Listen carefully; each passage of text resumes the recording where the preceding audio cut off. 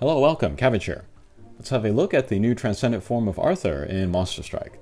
And lots of players have been looking forward to this, and yes, she definitely delivers. If we look at her kind of compared to other recent Transcendent monsters, especially the limited monsters, a lot of those, they've kind of played pretty similarly to their original design. Lucifer got much stronger, but she essentially plays the same. So does Himiko, and then so will the upcoming Alice Transcendent. But Arthur kind of changed a lot, so let's have a look. Stats-wise, she's very solid. HP is tank status, speed is pretty good for a bounce character, 360, and then attack without able berries is about 23, which is a little bit low, but she does have the critical luck skill. Same as before, she has the no gravity barrier, no damage wall, which is one of the more rare double null ability combinations. But on the gauge, she picks up null warp. This is very crazy. She is the first and only character to have this triple null ability, and it makes her super duper versatile. For this reason alone, if a player were to start today in Monster Strike, I would say go for Arthur first, just because you can use her so many places. But yeah, null gravity barrier, null damage wall, that is a very rare combination. Null gravity barrier, null warp, that's a very versatile combination. If you think of all the places that like Kamui or Karen Navis can go to, Arthur will be able to go with them. And then null damage wall, null warp, that's also kind of a rare combination. There's like Kiss Kill Leela, Aladdin, Diamond, those kinds of guys. But yeah, having all three of those, that's very crazy. Her bump combo, the main bump combo, or the first bump combo rather, is the same. The lock-on one-way laser EL, so 24,000 damage there. The second bump combo is new for her. It's the hit-all laser. So every target on screen will get a laser for about 10,000 damage. And this is very nice for clearing a field of little guys. This is also good against like shields and drones. You can do some damage to them. And then this goes through blocks and everything, so yeah, very easy to use and not super powerful, but you know, every little bit helps. And then if you think about it, the lock-on one-way laser, the first bump combo, this will go into the nearest target. And then that nearest target will also get one of the hit-all lasers. So that's actually like 34,000 damage to that character, to the enemy taking the one-way laser. That's the same strength as like Loki or Ganesha with their blast-type lock-on one-way laser. So that makes her even more powerful there. Also on the gauge, Arthur has the strike shot reducer, which is very nice for her because her strike shot, it takes a while for it to build up. 25 turns in 5 turns is pretty long by today's standards. But this is all new and very, very strong. It's like a point-and-shoot laser strike shot like she had before, but this one becomes a cross shape, so it'll go out in 4 directions and then it will rebound. So that's, you know, lots of hits. And then she'll shoot a bunch of swords into the sky, like Noctis or like some other character from Fate's Day Night. And then everybody on screen will be hit. So it's like a point-and-shoot laser plus meteor strike shot. And this is awesome. This is maybe the best thing about her, in my opinion. For a long time, I thought that Asuka Transcendent from Neon Genesis Evangelion was one of the best characters in the game. Not the best character, but she had one of the best strike shots in the game. Because it's like a meteor strike shot where you can hit everybody on screen, but she doesn't have to move herself. So that made that very, very powerful, that strike shot. This is going to be the same thing with Arthur. And then with Arthur, it's going to be even easier to use. With Asuka, you have to aim a little bit so you can bounce that thing all over the screen. With Arthur, you can just shoot off the screen and it'll still hit everybody. So yeah, very, very powerful. And then for that reason, it might be worth bringing her to quests simply for her strike shot. I'm thinking of like Izanami Kai. It might be interesting to bring her in there. She does not have null block. She does have the null warp. But yeah, you could just wait until her strike shot is filled and then use it and then, you know, clear all those pairs, which are usually very difficult to get rid of. And then speaking of the quests that she is good for, she's good for a ton, of course, because of her triple null. Old quests and new. You can bring her to like Apocalypse, you can bring her to Kanon, Devadatta, Daikoku Tenkai, Aizen Myo, the latest Dark Impossible. So yeah, she's very versatile, very good. And then as for Ableberry's good for her, I think Sidekick, that is a shoo-in. You can also give her Kin Strength, especially the later quests where the bump combo doesn't matter as much. It's more about direct attacks. So raising the strength there can help. Strike Haste would be good in order to get that strike shot out more often. And then Genius, I think, would be really good for her. I'll probably make a video later where I talk about like how to raise your rank with the new normal quests. But Arthur is a really good candidate for the Genius Ableberry. And then you can also give her Sidekick, and then that would make you know, farming to raise your rank pretty smooth. I would recommend it for her if you do not already have like Loki or Mozart with that setup. But if you didn't have either of them, like me, then Arthur could be very attractive as a choice there. And then she does have 2 pieces of artwork.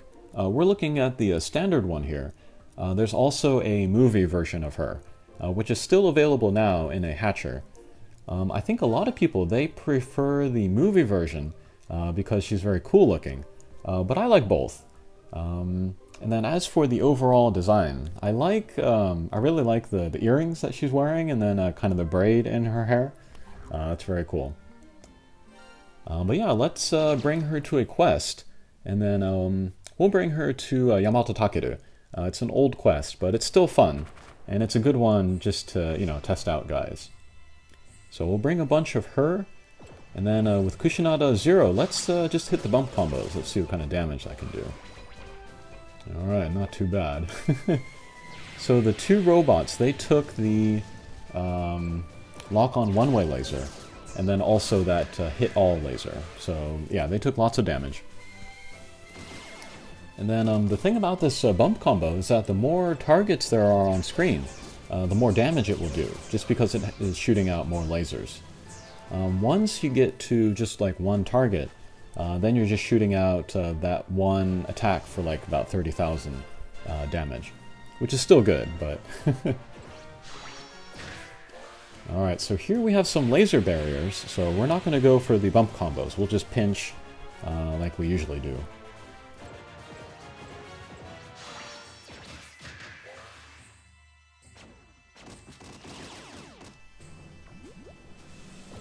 And that is sort of an easy way for the game designers to, you know, block Arthur from a mission, is to put laser barriers in there. That's always been the case with her before. And then a lot of the new Transcendent forms that have come out lately, they all have a damage wall. So again, it's like Arthur, Alice, Himiko, Lucifer. But they're all designed in a way so that they don't really overlap too much. Like Lucifer, she's got her barrier, and then she's got her energy circle, which can go through everything. So she has her niche. Arthur's got the triple null, you know, so she's got her niche. Himiko is best for the wood quests, so she's got her niche. And then Alice, she's a pierce. And then she's got the healing, and then also the status effect healing. So she has her niche as well. So yeah, pretty well designed, I would say, all of these characters. Okay, we got some laser barriers in here as well, so we'll just do the pinching. And then in this quest, there are no warps, so I never need to worry about hitting the gauge shot for these Arthurs. If you know me, you know that I like characters that don't have the gauge shot. Of course, I don't get the strike shot reducer by not hitting the gauge, but yeah, I think I can live with that.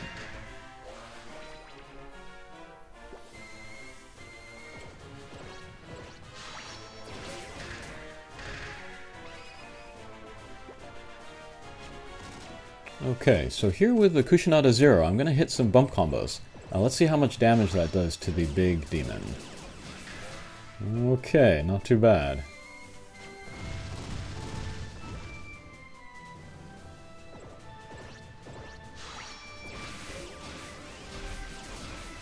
Okay, pretty good there too.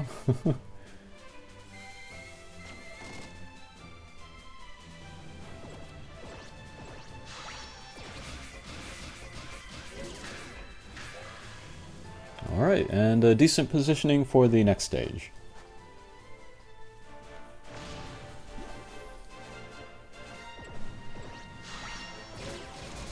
Alright, lots of lasers there. And a lot of them went through Yamato Takeru. Just because, you know, there's enemies and targets on the far side of the boss.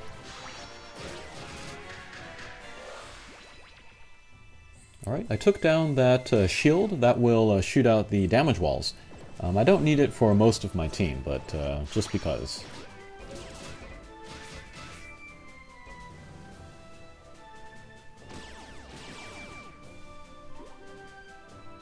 Alright, we should be able to take down the boss here. And then Arthur, she likes quests where you can pinch, because she does have the critical luck skill. And then this would be really good in Aizen Myo as well. You have to hit a certain guy in order to raise your attack, you know, so that you can do damage on the mini-boss or the boss. But if you have the critical, then you can, you know, not get that power up. You can even be in chick form, and you can still do a lot of damage, which is part of the reason why Mu is really good for that quest. He's got the critical as well.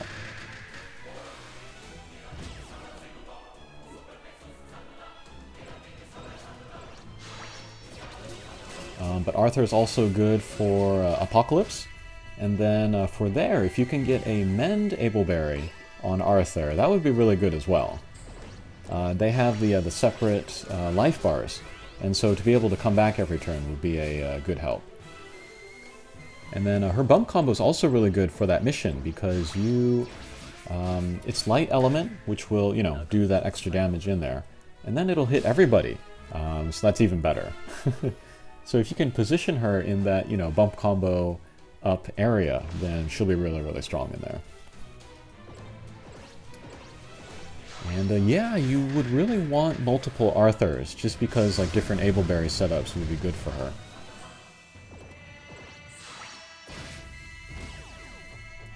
Maybe make one for Apocalypse, just give her the Mend and then a Sidekick. You can make one for farming the normal quests, so Genius and then Sidekick.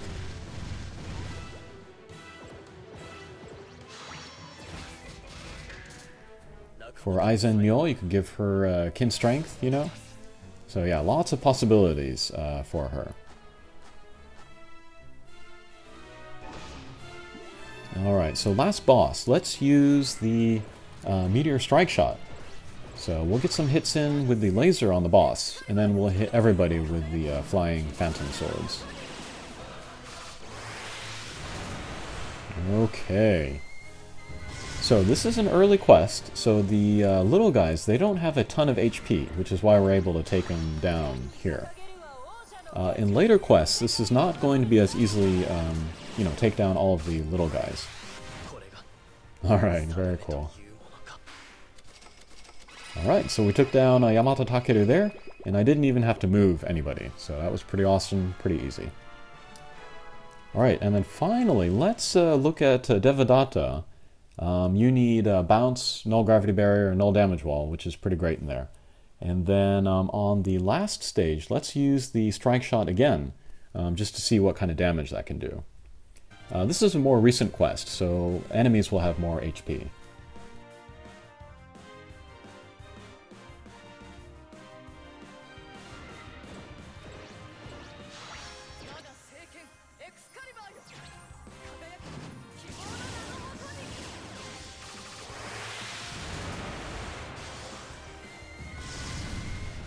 Okay, so we got rid of the Protect barriers on the flowers.